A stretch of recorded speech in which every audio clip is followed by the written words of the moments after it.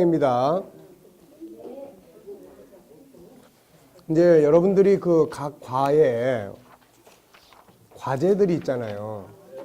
그게 이제 능력을 개발하기 위한 과제들이에요. 그러니까 그거를 꼭 이렇게 할 수 있도록 해줘야 돼요. 이게 그걸 통해서 개발을 하게 되는데 이걸 안 해버리면 능력 개발해야 됩니다로 끝나는 거예요. 이게 여기서는 뭐 어쩔 수 없이 우리가 그것만 하는데 네.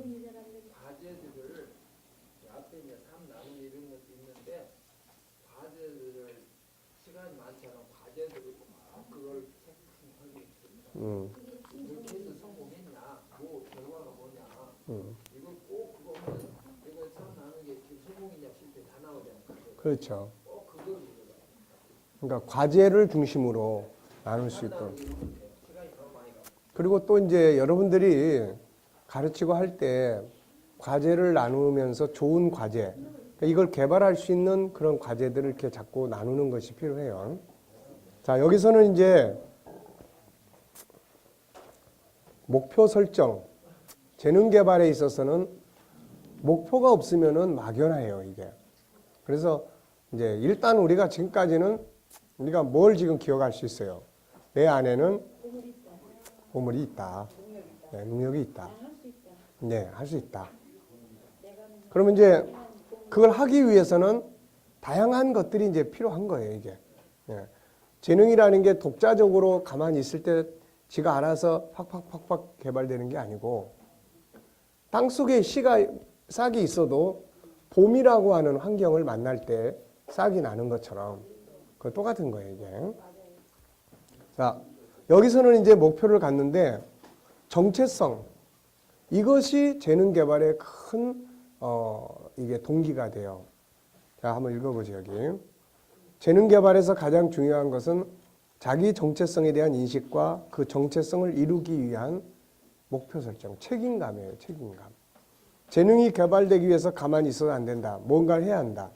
뭔가를 해야 할 때 가장 중요한 건 자신이 누군지, 지금 서 있는 위치가 어딘지, 자신이 맡은 역할이 뭔지, 그 일의 목적은 뭔지에 대한 정체성이 분명해야 돼요. 그 다음에는 그것이 추구해야 할 최종적인 목적이 뭔가를 살펴야 한다.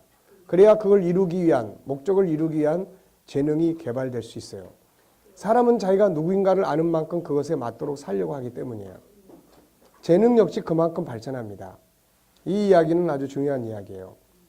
자, 코너스톤 리더십 연구소의 소장 겸 리더십 컨설턴트인 데이비드 코트렐이라는 사람이 한 이야기인데요. 운전사와 승객이라는 이야기로 리더십의 문을 열어놓는다. 자네는 이제 더 이상 승객이 아니고 운전사가 된 거야. 자, 이 말이 이제 가지고 있는 의미가 굉장히 많죠.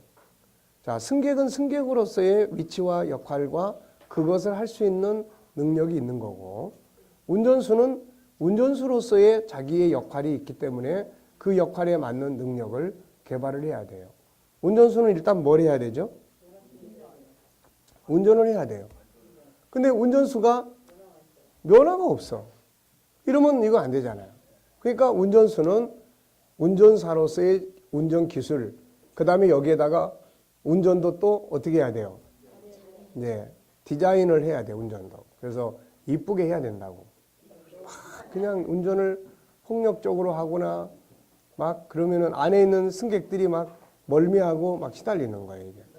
그러니까 이런 것들을 우리가 잘해야 돼요. 그래서 나는 도대체 누구냐. 예? 자, 이 말이 그의 리더십의 화두입니다. 리더의 출발은 의식의 변화에서부터 시작돼야 내가 운전수인지 승객인지를 구분하지 못하면 어떻게 됩니까? 운전수에게는 운전면허가 있어야 돼요. 운전자는 승객의 소망을 알고 가야 할 길 알아야 돼요. 승객의 목적지를 알아야 하고 정확한 길도 알아야 하고 쉬운 길이 아니라 목표를 향해서 가야 해요. 운전자는 승객들이 마음 놓고 여행을 즐기게 하도록 해줘야 됩니다. 그러다 보니까 거기에 맞는 뭐가 발전하는 거예요? 재능이 발전하는 거예요. 자신이 운전사인지 승객인지 조수인지에 대한 자기 정체성이 분명해야 한다. 그리고 운전사가 되면 운전사로서 정체성을 가져야 한다. 그리고 그 정체성을 이루기 위해서는 목표를 세우고 그걸 실현해 갈 수 있어야 한다. 다시 말하면 승객이 아니라 운전사가 되었다면 이제는 승객처럼 행동해서는 안 되며 운전사로서 가져야 할 목표를 세워야 한다. 그리고 그걸 이루기 위해서 이제 목표를 세우고 가야 되는 거죠. 이 과정에서 운전사로 일할 수 있는 뭐가 만들어지는 거예요? 자기 재능이 개발되는 거예요. 이게. 네. 그러니까 이런 일들은 우리 주변에 아주 많이 있어요. 자, 예비군복을 입을 때와 신사복을 입을 때 차이점이 있죠. 네. 안 해보신 분들은 몰라요. 네. 자, 새로운 이름으로 산다는 것. 새로운 사실을 인정하는 것과 인정하지 않는 것의 차이점. 성도, 나는 성도다.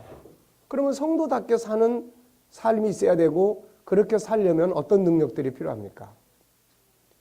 거룩한 삶을 살기 위한 거룩함의 능력도 개발해야 되고, 거룩함이 말로 나오려면 말의 거룩함도 훈련해야 되고, 이런 게 이렇게 많은 거예요, 이게. 그러니까 자기 정체성만 명확하게 하면 거기에 맞도록 자기의 능력을 개발해 갈 수 있어요. 거지로 있을 때와 부잣집 양자가 됐을 때 차이점. 거지로 있을 때는 그냥 동냥해서 먹고 살면 돼요. 그러면 거지로 있을 때는 무슨 능력이 필요해요? 그렇지. 빌어먹을 능력이 필요한 거예요, 이게. 말 잘해야 되고, 네, 뭐 이런 능력이 필요한 거예요, 이게. 그런데 또 이제 부잣집 양자가 됐어요. 그럼 이때는 어떤 능력이 필요해요?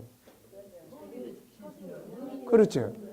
자기에게 주어진 지위를 관리하고 거기에 맞도록 살고 밑에 하인들을 부리고 이럴 수 있는 이제 능력이 필요한 거예요, 이게.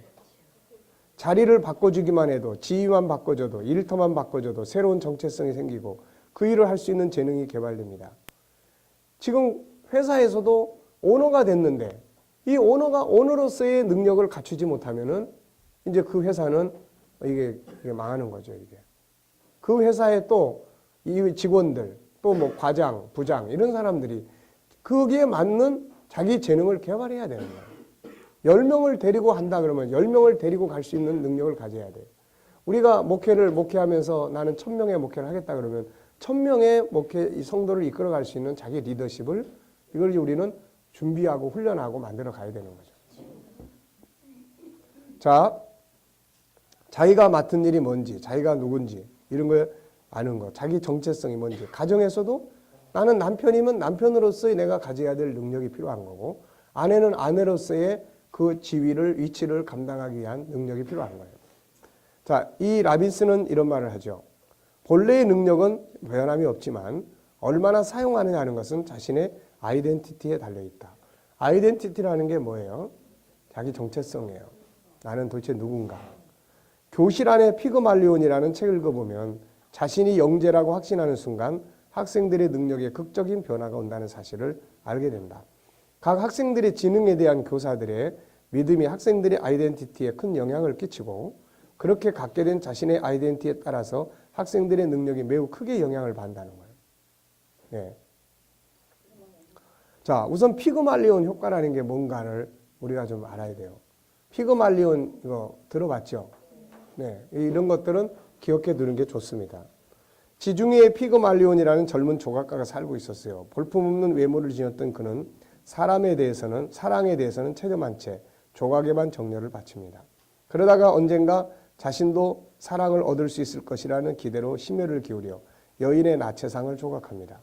그 조각은 누가 보더라도 완벽한 여인상이었고 그는 정성스럽게 다듬어가요. 시간이 지나가면서 점차 그 여인상에 대해 연민의 정을 가지게 됐고 나중엔 사랑의 감정으로 싹터갑니다. 매일 꽃을 꺾어 여인상 앞에 바칩니다. 어느 날이었습니다. 섬에서 자신의 소원을 비는 축제가 벌어졌고 피그말리온은 신께 그 여인상을 사랑하게 되었느라며 아내에게 되게 해달라고 간절히 빕니다.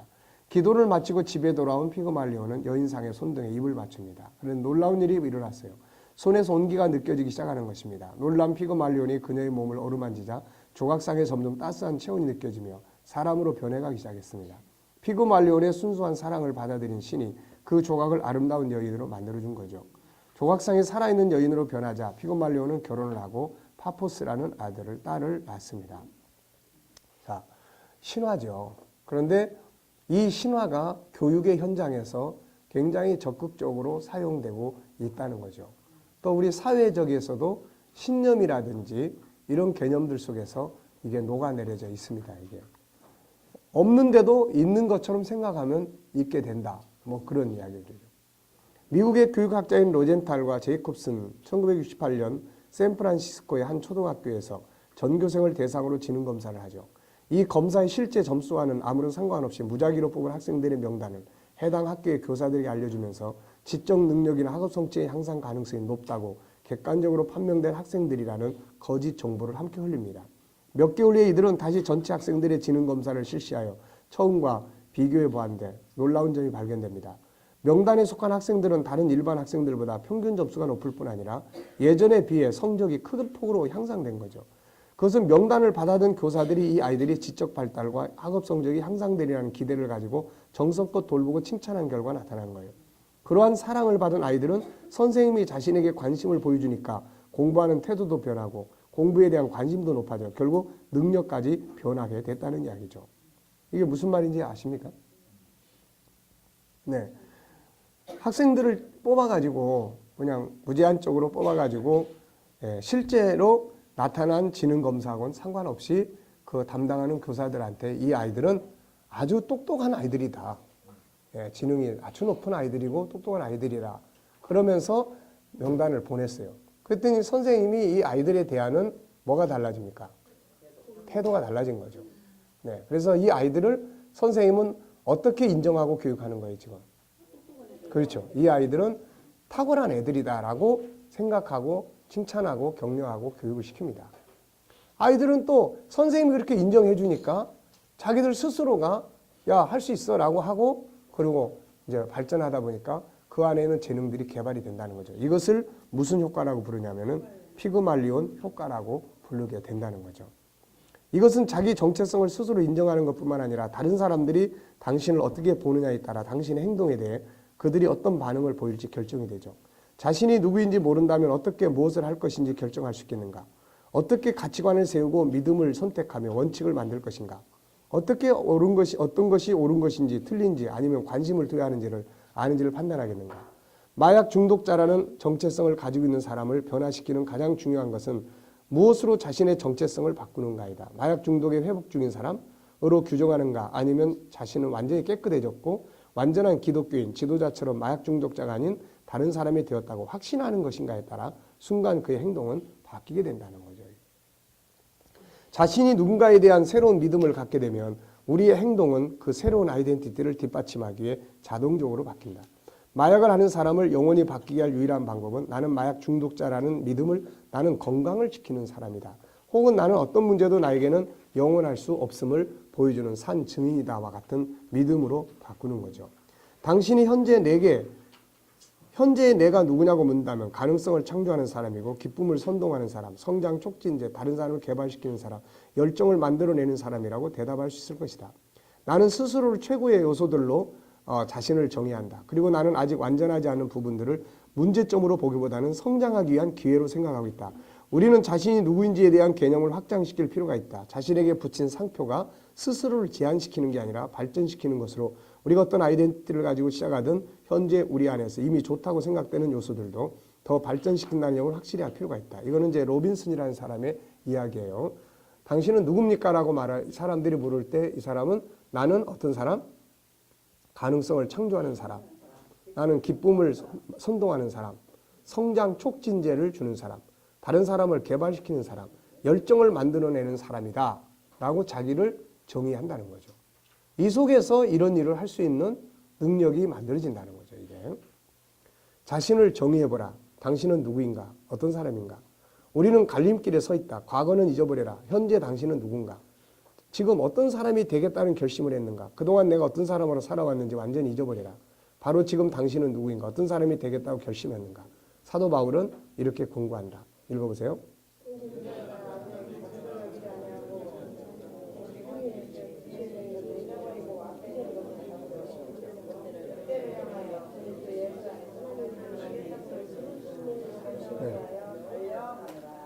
과거의 끈이 자꾸 연속이 돼 있어요. 옛날에 못했던 것 때문에, 옛날에 안 된 것 때문에 자꾸 이게 끈이 돼 있어요. 이 끈이 와가지고 지금 우리가 배우는 건 뭐예요? 우리는 못하는 사람이 아니라 할 수 있는 사람이라는 거를 우리는 지금 계속 공부를 하고 있어요. 그런데도 과거의 줄이 계속 연결이 돼가지고 에이 그건 공부할 때는 하는 소리야. 이런 식으로 과거의 끈이 매어가지고 아무것도 못하는 무능력자로 자기를 만들어버리는 거예요. 그래서 뒤에 것은 잘라내버리는 거죠. 자, 성경은 뭘 이야기합니까? 성경 속에는 하나님과 예수님이 사람들에게 주시는 많은 질문들이 있어요. 그런데 대부분의 질문은 항상 그 사람의 정체성을 찾고 그가 가지고 있는 혹은 그가 추구해야 할 중요한 가치를 묻는 질문이에요. 네가 어디 있느냐? 범죄한 후에 숨어있는 아담에게 주신 질문인데 이 질문은 아담이 자기 정체성을 깨닫게 하게 한 거예요. 너는 누구냐? 왜 그 자리에 있느냐? 뭐가 잘못된 거냐? 이런 것들이 이 한 마디 질문 속에 들어있는 겁니다.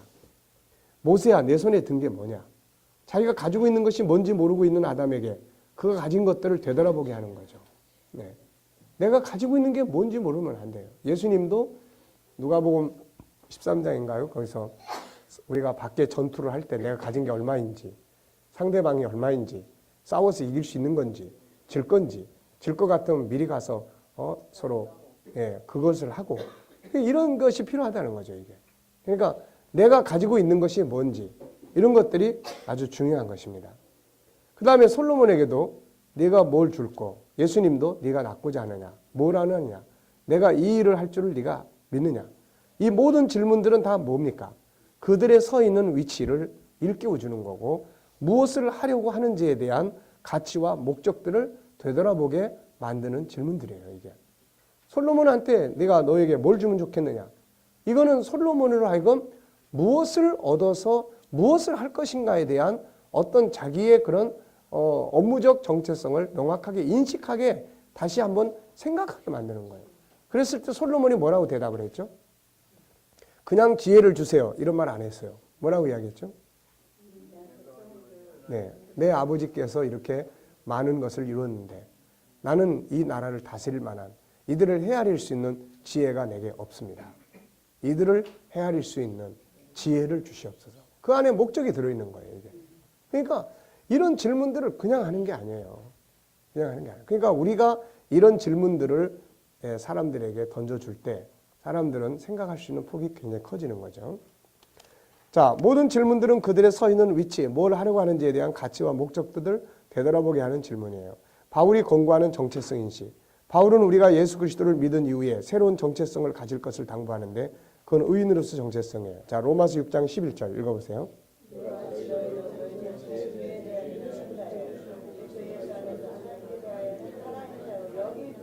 자, 여기라는 말이 무슨 말입니까, 이거? 그렇죠.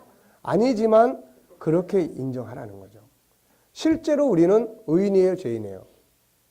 실제로 우리는 죄를 짓고 살아요. 그런데 하나님의 은혜로 의인이 됐어요. 자기가 실제로 하지 않는데 의인으로 인정한다는 것은 쉬운 게 아니에요. 그런데 바울은 그걸 인정하라는 거죠. 왜 이게 중요합니까? 자, 인정을 했어. 그러면 이제 여러분은 죄인이에요, 의인이에요? 의인이에요. 그럼 이제 의인으로 끝나는 게 아니에요. 그렇죠. 그 다음엔 의인으로서의 책임감, 의인으로서의 사명감, 의인으로서의 어떤 자기 정체성을 이루기 위해서 의인으로 사는 방법, 의인으로 사는 비결, 의인으로 살아가는 삶의 능력을 어떻게 해야 돼요?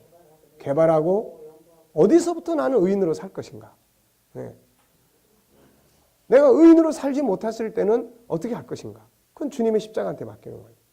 내가 어디서부터 내가 의인이라는 것을 만들어 갈 것인가? 어디서부터 하면 좋겠어요? 우선 말부터 해야죠. 말부터. 나는 의인이라는 고백을 시작하고 의인의 말을 하기 시작하고 말에 거룩함이 담기고 의로움이 담기고 인간관계에서 의로움이 나타나기 시작하고 이런 모든 면들 속에서 우리는 자기의 가진 능력을 펼쳐갈 수 있어야 되는 거죠. 모르드게의 충고, 에스더가 자기의 정체성을 갖게 하는 동기가 됐죠. 정신이 번쩍 드는 이야기를 모르드게 하지 않습니까? 모르드게가 에스더에게 뭐라고 이야기합니까? 너는 모든 유다인 중에 홀로 목숨을 건지리라 생각하지 말라. 이때 네가 만일 잠잠하여 말이 없으면 유대인은 다른 데로 말미암아 노임과 구원을 얻으려니와 너와 내 아버지 집은 멸망하리라. 네가 왕후의 자리를 얻은 것이 이때를 위함이 아닌지 누가 알겠느냐. 이 질문 하나, 스스로 생각하게 하는 이 질문 하나가 아주 정신을 번쩍 나게 만든 겁니다. 자기를 돌아봤겠죠. 고아인 자기를 하나님이 그 자리에 오르기까지 했던 거. 거기서 유명한 죽으면 죽으리라고 하는 결단, 답이 나온 거고 그 정체성을 하고 답이 나온 거예요. 그 정체성이 뭘 바꾸는 겁니까? 전에 무서워서 왕 앞에 못 나갔어요.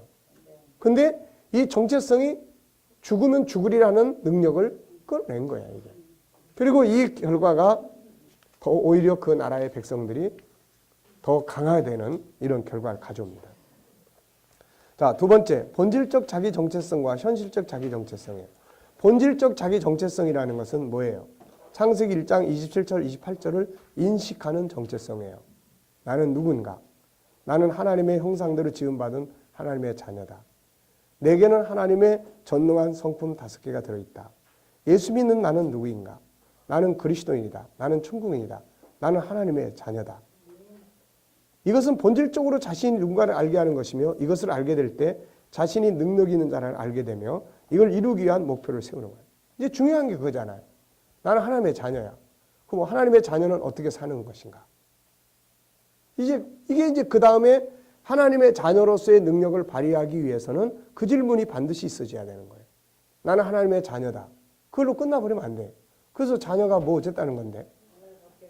이제 하나님의 자녀답게 사는 게 그럼 뭐예요?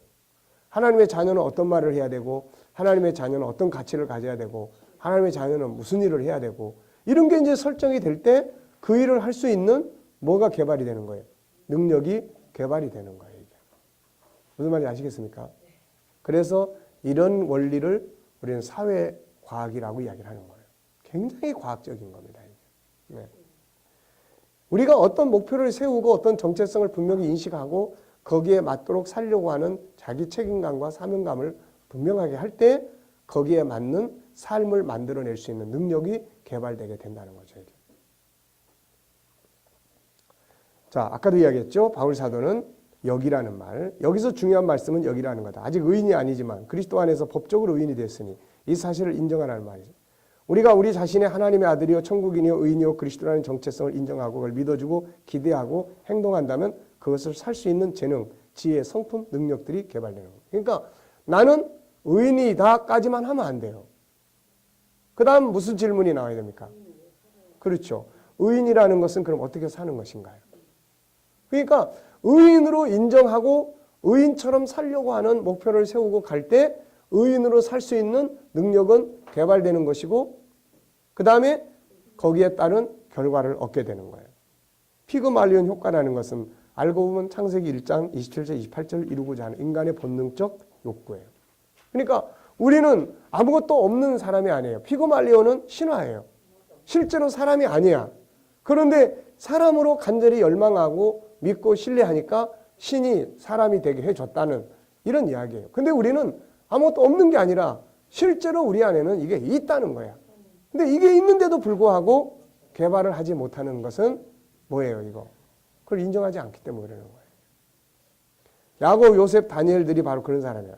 그들은 자신들의 정체성이 하나님의 백성이라는 걸 인식했고 이것을 이루는 목적을 갖게 됐고 그걸 이루기 위한 행동을 취합니다. 이 과정 속에서 그것을 이루기 위한 능력들이 개발되기 시작한 거예요. 자, 다니엘의 능력 개발은 어떻게 됩니까? 정체성에 나는 누구냐? 나는 하나님의 사람이다. 하나님의 사람은 어떻게 사는 거야? 이런 거 먹으면 안 돼. 그리고 하나님의 사람은 하나님과 소통해야 돼. 하루에 3번씩.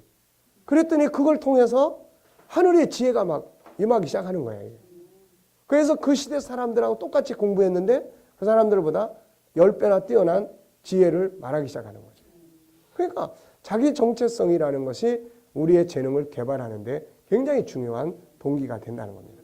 현실적인 정체인식. 현실적인. 이것은 현재 자기가 서 있는 위치와 역할에 대한 정체성을 말하는 거예요. 재능 개발을 위해서 가장 중요한 것은 올바른 정체성의 가치와 궁극적 목표예요. 이런 직원을 둔 사람들은, 둔 회사는 발전할 수밖에 없고 이런 가치를 가지고 장사하는 사람들은 그 장사가 호떡 장사가 됐든 뭐 빈대떡 장사가 됐든 뭐가 됐든 잘 될 수밖에 없어요. 이게. 무슨 말인지 아시겠습니까? 그러니까 이런 원리를 잘 개발해서 그 교회 안에 우리 교회 안에 그런 장사하는 사람들이 있다면은 그런 사람들이 이런 걸 활용할 수 있어야 돼요. 이거. 자, 먼저 이곳에 있는 자신이 누군가의 정체성, 자신의 역할이 무엇인가에 대한 정체성. 나는 누구인가? 지금 나의 위치는 고객인가? 물건을 만들어서 파는 사람인가? 예, 물건을 만들어서 파는 사람이 고객에 대한 어떤 서비스나 이런 것들이 제대로 되지 않으면 안 되는 거죠. 이게 꼭 손님 같아. 주인이 말이죠.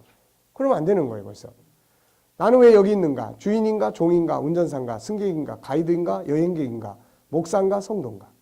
선생인가? 제자인가? 오너인가? 직원인가? 만드는 사람인가? 판매하는 사람인가? 아내인가? 남편인가? 부모인가? 자식인가? 선생인가? 제자인가? 내가 맡은 역할은 무엇인가? 이런 것들이 자신이 찾아야 될 정체성이에요. 여러분들은 가정에서 뭐죠? 자, 가정에서 뭐죠? 소 목사님?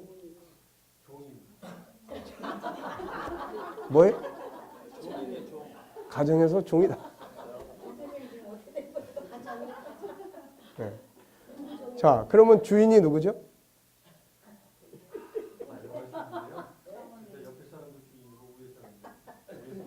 위에 분은 뭐 따로 떼놓고 옆에 분이 그럼 주인이에요. 어때요? 종으로서의 능력이 있나요? 아니 종인데 종이 맨날 주인 행사 하려고 그러면은 이거 골치 아픈 거예요. 이거. 앞으로.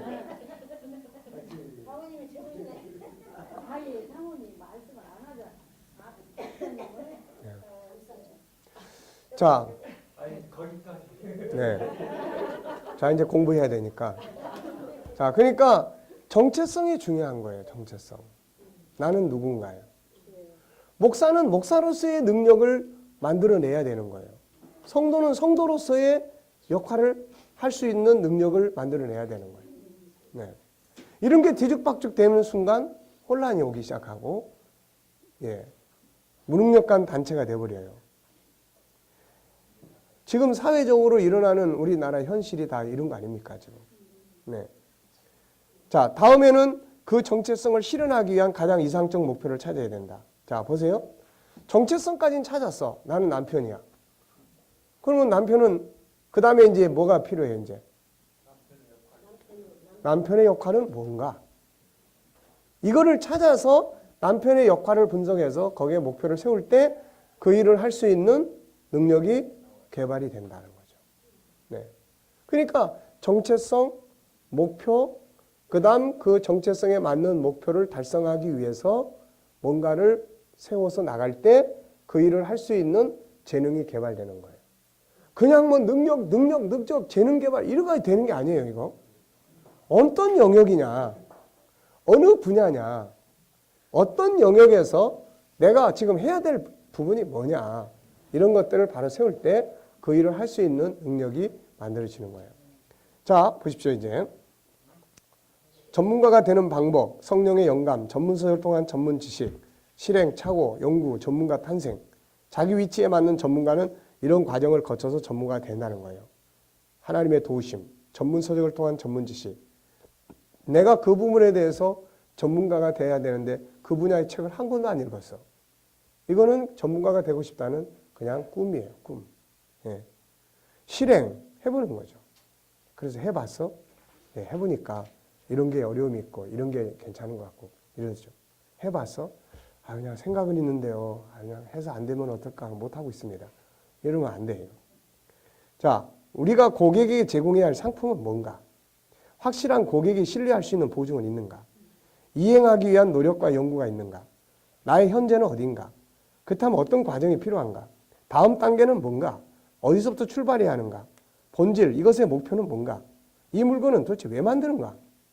이것이 자신과 고객 회사에 어떤 의미를 주는 것인가? 어느 정도 가야 그것에 도달할 수 있는가? 그것에 도달하기 위해서 어떤 과정이 더 필요한가? 다음에 예를 들어보자. 책상을 만들어 파는 사람이 있다고 해요. 자, 정체성에 대한 목표입니다. 책상, 최고의 책상이란 어떤 걸 의미하는가? 이거는 왜 만드는 것인가? 이걸 사용하는 나의 고객은 누군가? 이것을 사용하게 될 고객은 어떤 사람인가? 그가 원하는 것은 무엇인가? 그는 어떻게 변해가고 있는가? 어떻게 더 나은 책상을 제공할 수 있는가? 그 책상이 고객의 삶에 어떤 영향력을 줄 수 있는가? 정서적 안정, 학업의 발전, 셀프 힐링, 인간관계의 발전 등 무엇을 줄 수 있는가? 내가 만든 책상을 사용하는 사람에게 그 책상에 앉을 때마다 셀프 힐링이 된다면 이건 굉장히 중요한 거죠, 이게. 네. 그러니까 그냥 만들어서 팔아먹는 이거 가지고 안 되는 거예요. 그래서 자기의 정체성을 가지고 거기에 맞도록 만들려고 하고 거기에 맞는 서비스를 제공하려고 할 때, 그래서 내 안에 그 천재를 찾으라고 한 사람의 책 속에 보면은 이런 이야기가 나옵니다. 당신이 고객한테 분명한 약속을 해라. 약속. 서비스 약속을 해라. 그 서비스 약속을 하고 그 서비스 약속을 지키기 위해서 노력을 해라. 그러면 그 과정에서 그 서비스한 약속을 지킬 수 있는 능력이 개발된다. 그러면서 예를 든 회사가 현대자동차예요. 미국에서 현대자동차가 처음에 갔을 때 순 엉망진창이었는데 어느 날 자기가 보니까 10년 서비스를 딱 들고 나온 거예요. 그래서 자기는 그걸 의문시 여겼다는 거죠. 과연 저게 가능할까? 예? 저 자동차가 10년을 과연 서비스가 저게 가능한가? 그런데 현대가 그 일을 해내더라는 거죠. 그러니까 그 사이에 현대는 자기들이 가지고 있는 엄청난 천재적인 능력을 어떻게 한 겁니까? 고객과의 그 약속을 지키기 위해서 개발을 해낸 거죠. 이렇게. 네. 그러니까 그거를 개발해낸 거예요. 그러니까 우리가 때로는 그런 서비스에 대한 약속을 공포하는 것은 필요하다는 거죠. 그런 다음에 공수표가 아니라 그것을 이루기 위해서 이제 그때부터 고민하기 시작하라는 거예요. 그걸 통해서 이 안에 있는 것이 이제 만들어진다는 겁니다. 이게. 자, 무슨 말인지 아시겠죠? 이것이 인간성 회복을 위해 어떤 역할을 할 수 있는가? 내가 떡 장사를 하면 내가 파는 떡을 먹고 이 사람이 과연 어떤 결과를 가져올 것인가? 여기까지 가면 떡을 아무렇게나 못 만들죠, 이거. 근데 내 떡을 먹고 가서 배탈이 나거나 아니면은 뭐 그건 지가 알아서 할 일이고 나는 떡 만들어서 팔면 되지. 이래버리면 이제 이거는 그 선에서 재능은 끝나버리는 거죠. 네. 자, 이 고객이 이것을 통해서 얻을 수 있는 유익은 뭔가? 고객이 이것을 사용할 때 기쁨을 갖는가, 짜증을 갖는가? 고객이 다른 사람에게 이걸 어떻게 말해줄 수 있는가? 내가 만든 물건을 그 사람이 샀어요. 그리고 나서 고객이 사용을 해보고 내 물건에 대해서 다른 사람에게 어떻게 전달을 할 것인가에 대해서 생각을 한다는 거죠. 그러면 어떻습니까? 이거 아무렇게나 못하는 거죠. 이거 아무렇게나 못하는 겁니다.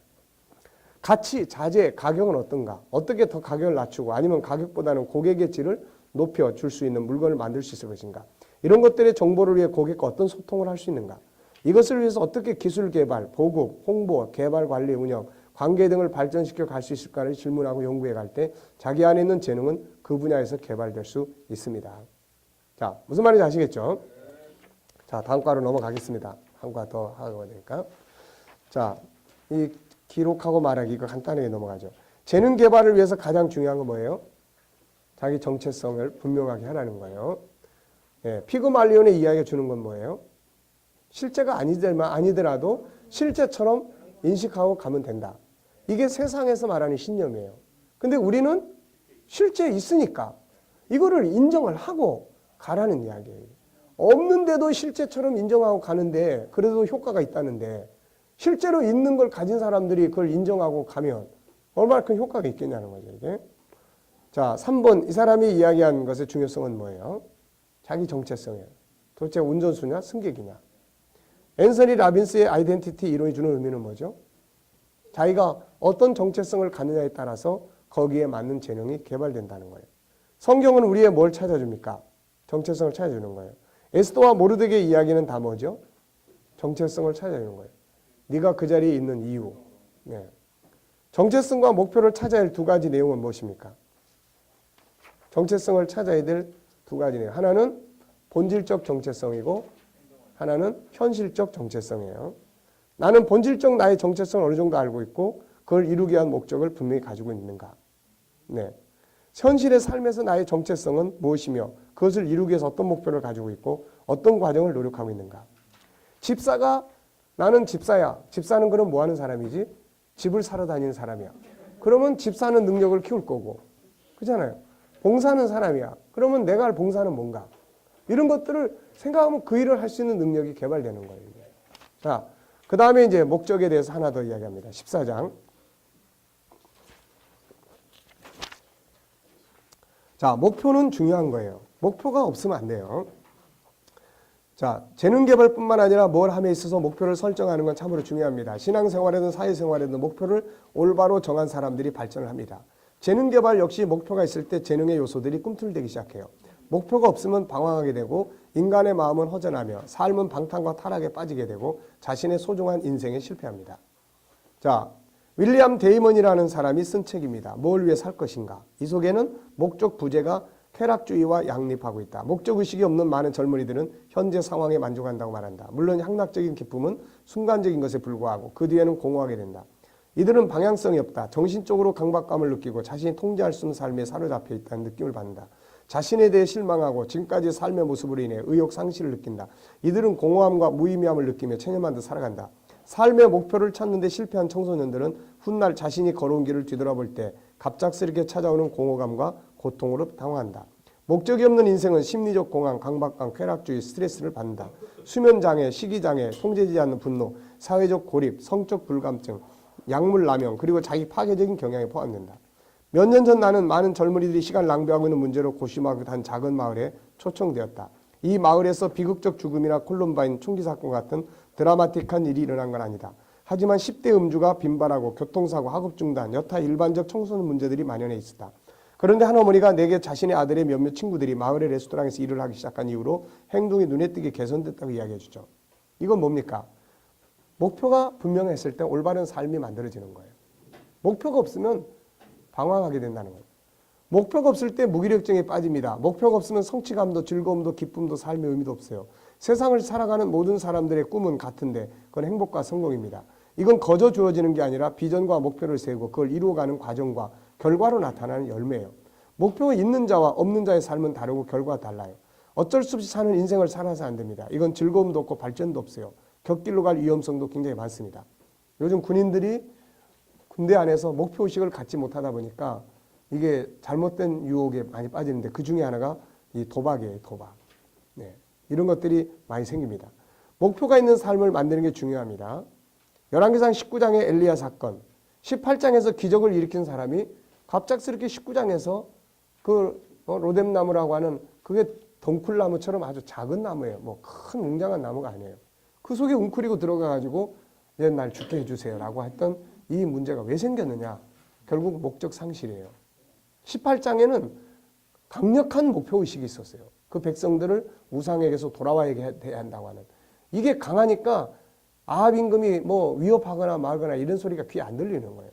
근데 그게 딱 끝나고 난 다음에 이제 뭡니까 이제 마음의 긴장감이 풀린 상태에서 이세벨이 너 가만 안 둘 거야 하는 이 말 한마디가 그 속에 와서 꽂혔고 그것 때문에 이런 기도를 했고 마침내 하나님이 호렙산으로 불러다가 하나님이 만남을 경험하게 하고 그 다음에 뭐예요 이제 경험하게 하고 그 다음에는 목적을 줍니다. 너는 가서 아람 사람 누구에게 기름을 부어서 왕을 삼고 이스라엘 사람 누구에게 기름 부어서 왕을 삼고 엘리사를 세워서 기름 부어서 제자를 삼아라.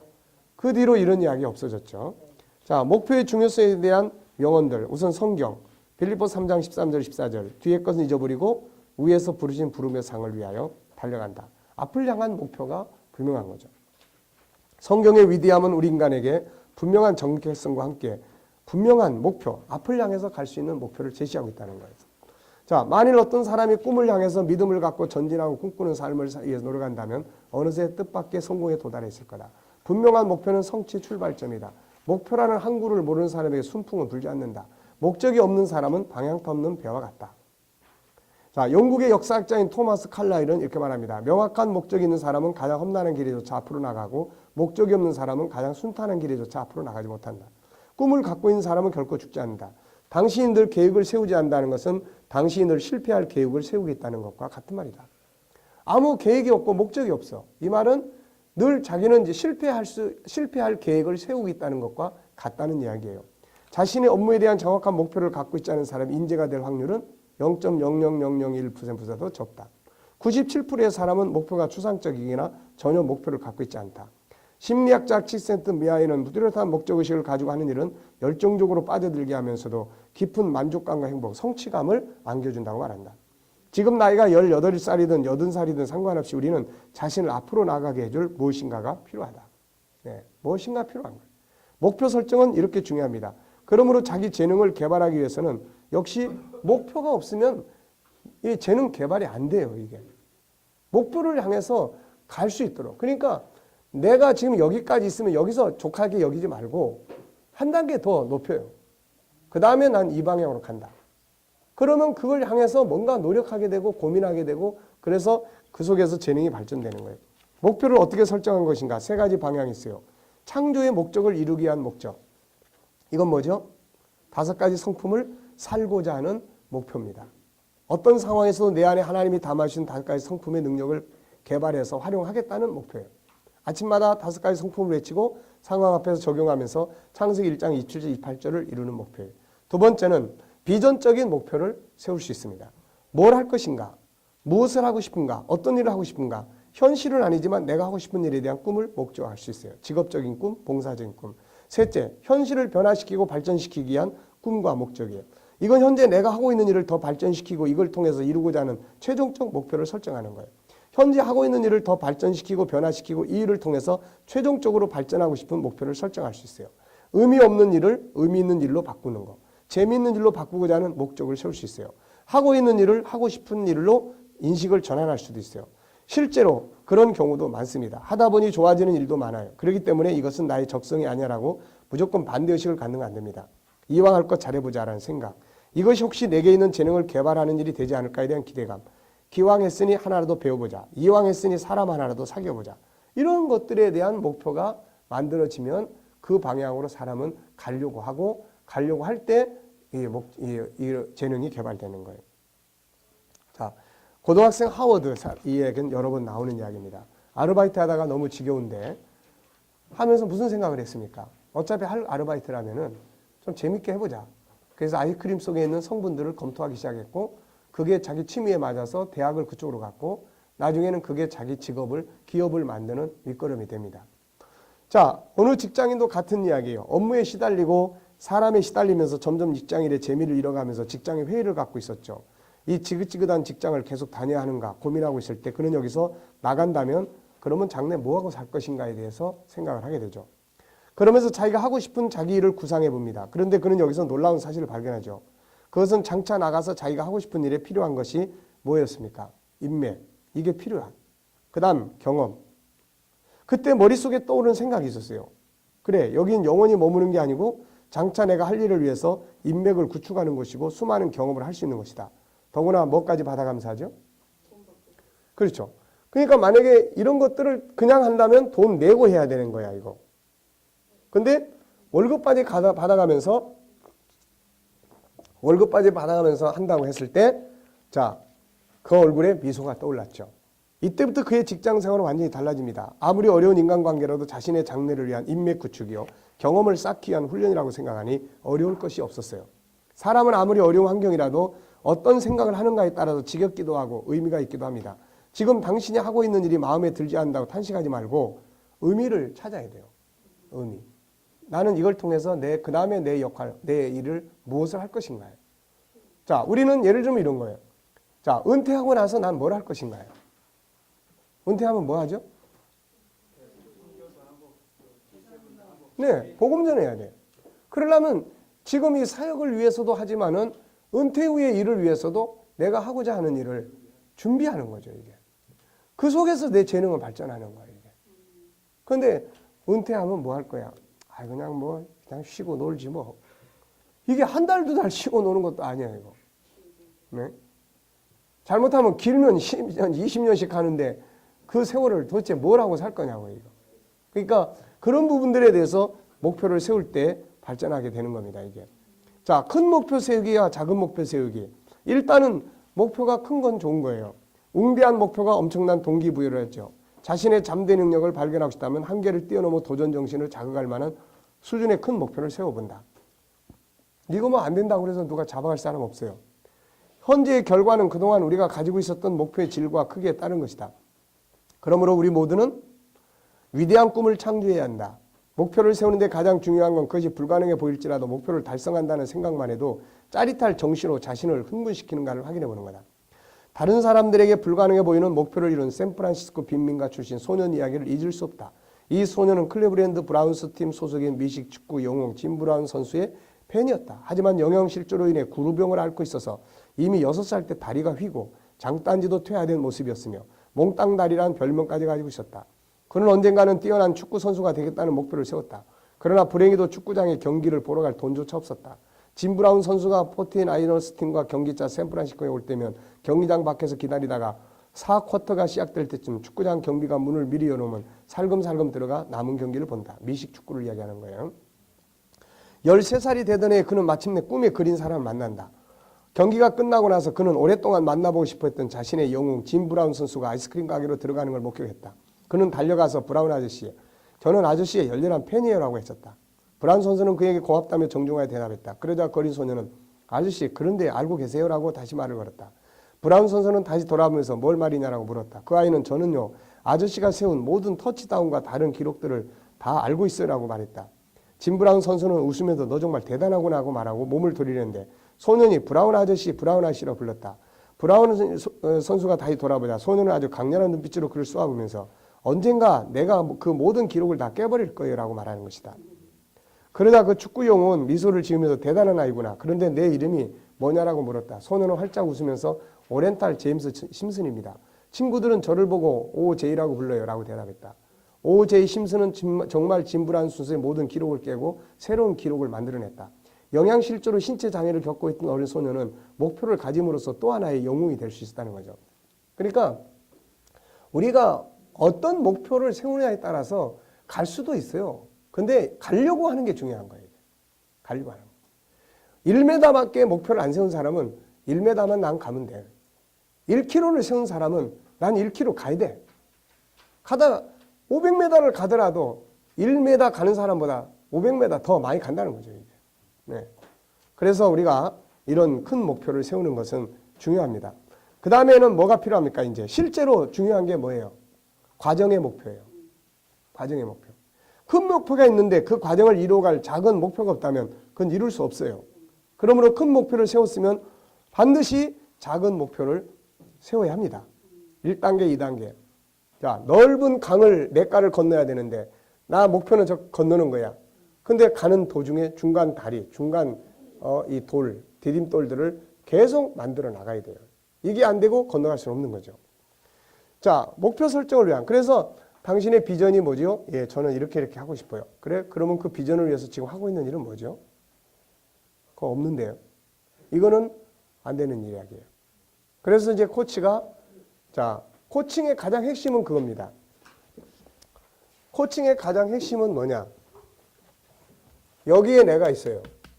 그리고 목표를 세웁니다. 여기가 목표예요. 목표.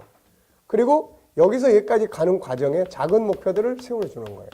그래서 이 작은 목표를 하나씩 같이 가주는 거예요. 이걸. 그래서 이걸 경험하게 하고 성취를 경험하게 하고 마침내 가서 이걸 성취시켜주는 거예요. 이게 코칭의 기본 원리입니다. 이거. 그러니까 목표가 없으면 목표를 세우게 하고 목표가 있는 사람은 과정의 목표를 만들 수 있도록 만들어주는 거예요. 자, 뭘 하고 싶으십니까? 저는 세계에서 제일 가는 설교가가 되고 싶어요. 되고 싶어요. 그래요? 그러면 오늘 뭘 하고 계시나요? 그걸 이루기 위해서 어떤 계획을 진행하고 있나요? 예, 일단 저는 무조건 하루에 책 한 권씩은 보고 있습니다. 이러면 되는 거야, 이제. 그 속에서 세계적인 설교가가 될 수 있는 일단 이론들은 거기서 얻어낼 수 있는 거예요. 네. 그 다음 뭐가 필요합니까? 이론과 함께 영성이 필요합니다. 영성과 함께 현장이 필요합니다. 현장을 쫓아다녀 보는 거예요. 내가 성도들의 현장을 딱 가서 보고 왔을 때의 설교와 현장을 보지 못하고 이론적으로 설교할 때하고 완전히 다른 거예요. 이거는. 그러니까 그런 부분들에 대한 어떤 목표들이 설정이 됐을 때 설교가 살아 움직일 수 있고 이론이 뒷받침되기 때문에 감동적인 설교를 할 수 있게 되고 이렇게 되는 거예요. 자, 목표를 설정하기 위한 요소들이 있습니다. 현장에서 세울 수 있는 목표는 다양합니다. 자기 개발을 위한 목표, 업무 효율성, 인간관계, 그 일을 통해 내가 도달하고 싶은 궁극적 목표에 대한 목표, 업무의 의미를 찾고자 하는 목표, 업무에 변화를 주기 위한 목표, 고객의 입장에서 보는 목표, 여가 목표, 탐험 목표, 봉사 목표 등 다양한 요소들을 목표의 소재로 삼을 수 있어요. 과연 오늘 우리 목회자들 속에 이런 목표들을 분명하게 설정해서 가는 사람이 과연 얼마나 있을까요? 이거? 네. 목표 완성을 위해서 해야 될 일이 있습니다. 자, 우선은 뭐 해야 돼요? 그것을 기록하고 암송하고 선포하는 거예요. 이게 아주 중요한 통계인데요. 1953년 예일대에서는 목표를 적어뒀을 때 나타난 효과를 연구하기 위해 졸업생들에게 20년 후의 목표에 대해서 리포트를 요구했습니다. 제출된 리포트는 크게 4개의 그룹으로 나눌 수 있었는데 간단한 목표를 가진 졸업생이 전체 60%에 달했고 목표가 없는 졸업생이 27%, 명확하고 구체적인 목표를 가진 졸업생은 10%, 그리고 명확하고 구체적인 목표를 적어서 가지고 다니는 졸업생은 3%. 그들이 40대를 넘어 사회의 중심이 된 22년 후에 어떻게 달렸을까? 결과는 충격적이에요. 구체적인 목표를 적어서 품에 간직한 3%의 학생들이 나머지 97% 학생들보다 훨씬 많은 돈을 벌고 있었고 사회적 지위 또한 최상위 지도층이었고 글로 적지는 않았지만 구체적인 목표를 마음에 품고 다니던 10% 이하 학생들도 전문직에 종사하거나 상류층에 속해 있어요. 반면 목표가 간단했던 60%는 간신히 생활 유지했고 목표가 없다고 답한 27%는 다른 사람에게 도움을 청할 정도로 빈민층이 되어 있었어요. 예일대를 졸업했다고 해서 다 성공하는 게 아니라는 거죠. 하버드도 마찬가지의 연구 결과를 내놨어요. 경영대학원의 경우도 1970년 졸업생들을 조사합니다. 구체적인 목표가 없다고 답한 사람이 84%, 장래 목표는 있지만 적어본 적이 없다고 한 사람이 13%, 그리고 명확하게 구체적인 장래 목표를 정의 위에 적어본 적이 있다는 졸업생은 단 3%예요. 그리고 10년 후엔 1989년 놀라운 결과가 나옵니다. 13% 그룹은 84% 그룹보다 평균 2배 많은 돈을 벌고 있었고 3% 그룹은 어떻게 됐을까? 나머지 97%의 졸업생들보다 자그마치 10배가 넘는 돈을 벌고 있었다. 결국 두 명문대의 3%의 학생들, 즉 자신의 꿈을 글로 적은 소수만이 사회의 리더가 된 것이다. 부자가 되느냐 못 되느냐는 이처럼 목표와 꿈을 가졌느냐 아니냐의 차이 시작된다. 더 중요한 것은 목표와 꿈을 구체화해서 기록으로 남기는 거다. 그러니까 외우고 암송하고 그것을 늘 적어서 가장 가까운 데다. 근데 놀랍게도 신명기 6장에 보면 하나님께서는 하나님의 말씀이 사람을 세계적인 뛰어난 사람으로 만드는데 이걸 어떻게 하라고 그럽니까? 가장 가까운 데다가 이거를 붙여놓고 다니라는 거예요. 이마에다가, 손 여기다가, 나중엔 네 마음의 신비에다가. 네, 이게 필요한 거예요. 그러니까 목표를 세웠어도 그렇게 할 수 있는 사람은 성공할 수 있는 가능성이 아주 커요. 왜? 자나깨나 그 생각을 하고 살기 때문에 그걸 위해서 연구를 하게 되는 거예요. 그 속에서 그 일을 할 수 있는 재능이 개발되는 거예요. 그런데 이걸 생각했다 지나가 버리는 사람들은 재능이 개발될 수가 없는 거예요. 이게 그 일을 할 수 있는. 99%의 노력과 1%의 영감의 원칙을 실천하라. 사람의 노력과 하나님의 도움에 대한 거예요. 행동이 없으면 모든 건 소용없다. 성경 말씀도 영혼이 없는 몸이 죽음같이 행함이 없는 믿음은 죽은 거다. 아무리 계획을 잘 세웠어도 행동으로 옮기지 않는다면 무엇을 이루어갈 수 없고 자신의 재능을 개발할 수 없다. 행동으로 옮기기 위해서 뭐가 필요합니까? 과정의 행동 목표가 필요한 거예요. 이거는 쉽게 오늘보다 내일은 뭘 할 것인가 조금 더 낫게 이런 식으로 과정의 목표를 달성을 해야만 성취에 대한 학습이 이게 이루어지는 거예요. 이게. 자, 목표란 보이지 않는 것을 보이는 현실로 만들어내는 창조적 능력이에요. 그러므로 이것은 위대한 일입니다. 이것에 대한 가치와 함께 창조의 기쁨과 즐거움을 상상하고 목표를 세우고 도전해 가보라. 목표를 정하고 그걸 생각 속에 항상 그림으로 그것을 언어로 나타내며 그걸 기록하여 눈에 보이게 하라. 그리고 그것이 이루어진 것처럼 믿고 그 방향으로 행동해 가라. 그 속에서 그 일을 할 수 있는 재능이 개발되기 시작하는 거예요. 이해됐습니까? 네. 자, 목표의 중요성. 이거 쭉 보시면 될 것 같고 여기서 가장 중요한 것은 뭐예요? 큰 목표를 세우고 뭘 세우라는 거예요? 과정의 목표를 세우라는 거죠. 그리고 목표를 이루기 위해서는 그걸 밖으로 노출시키라는 거죠. 그리고 가장 가까운 곳에다가 붙여놓고 갖고 다니고 그걸 선포하고 그러면 선포를 하면 그렇잖아요. 내가 책 한 권을 이번 주간에 읽을 거야라고 선포를 딱 해버렸어. 그러면 그게 알게 모르게 뭘로 작용하죠? 마음에 이제 부담으로 작용을 하고 책임감으로 작용을 하고 보려고 노력하는 행동으로 옮겨가게 되게 되는 겁니다. 이게. 그래서 그런 것들이 이제 필요하다는 거죠. 자, 10분간 휴식하겠습니다.